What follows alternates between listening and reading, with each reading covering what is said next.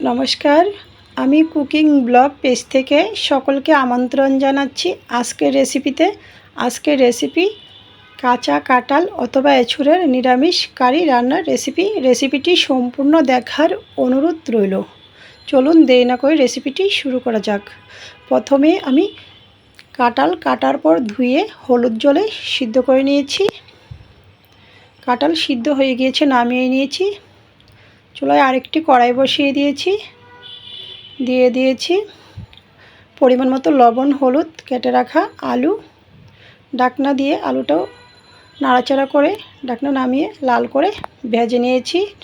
আলু ভাজি হয়ে গিয়েছে, নামিয়ে নিয়েছি। একই পাত্রে দিয়ে দিয়েছি আরও খানিকটা তেল।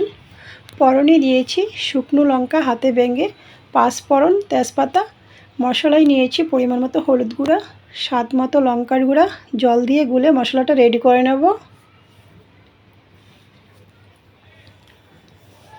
পাঁচফোড়ন ভাজি হওয়ার পর দিয়ে দিয়েছি রেডি করে রাখা মশলা। পরিমাণ মতো আদা বাটা, স্বাদ মতো লবণ।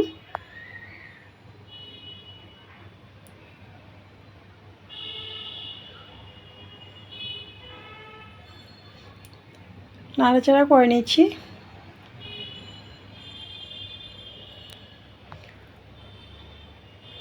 মশলা থেকে যখন তেল ছেড়ে দিয়েছে পরিমাণ মতো গ্রেভি দিয়েছি।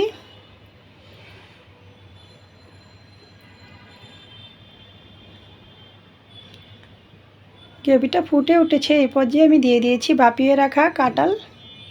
শুকনো সিমের বিচি ভেজে খোসা ছাড়িয়ে সিদ্ধ করে নিয়েছি।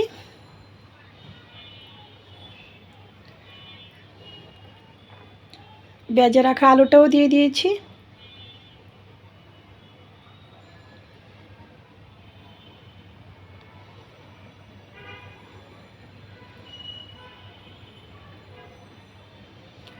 ভাজা জিরা, ধনিয়া একসাথে গুঁড়া দিয়ে দিয়েছি।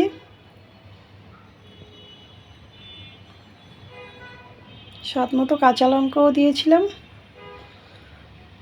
আরও অল্প গ্রেভি দিয়েছি, ঢাকনাটা দিয়ে দিয়েছি। ফিরে আসছি কয়েক মিনিট পর।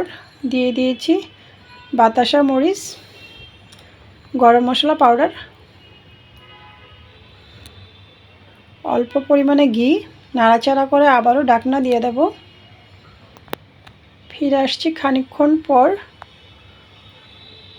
চুলার আঁচ বন্ধ করে দিয়েছি।